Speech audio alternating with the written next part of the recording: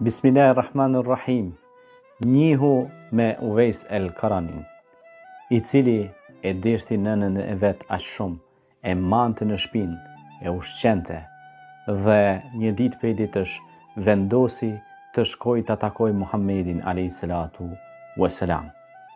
Mori leje tek nëna tij, udhtoi 1 muaj që të shkojë në Medinë të takojë Resulullahin sallallahu alaihi wasallam me lot në sy, dhe shkoi tek pragu i derës së shtëpisë së Resulullahit sallallahu alaihi wasallam, por nuk e takoi. Me plot dhimbje dhe mall e lot në sy u detyrua të kthej përsëri, sepse kishte dhënë fjalën nënës që pas 1 muaji do të kthehet në shtëpi. Dhe kur u kthy, ishte shumë i mërzitur, mirë po nëna ja bëri halal për gjithçka, dhe Uvejsit ju pranua çdo lutje. Dhe pejgamberi a.s.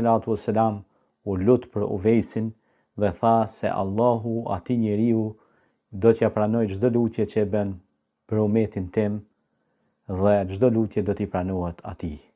Një ditë prej ditësh, Umeri vendos që të shkojë të takojë në malsi, dhe i pyeste fshatarët se ku gjendet Uvejsi, dhe ata i thonin se ç'të duhet ty, ai është i mbrapambetur.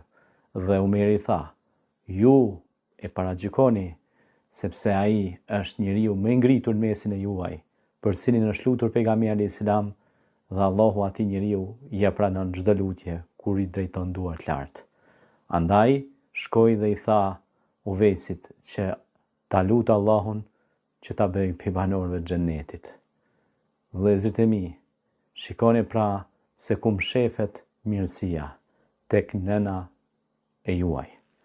Andaj të respektoni, të ndihmoni nënat tuaja, është shkaku që Allahu t'ja pranojë çdo lutje dhe t'ju jap bereqete pafund. Selam aleikum.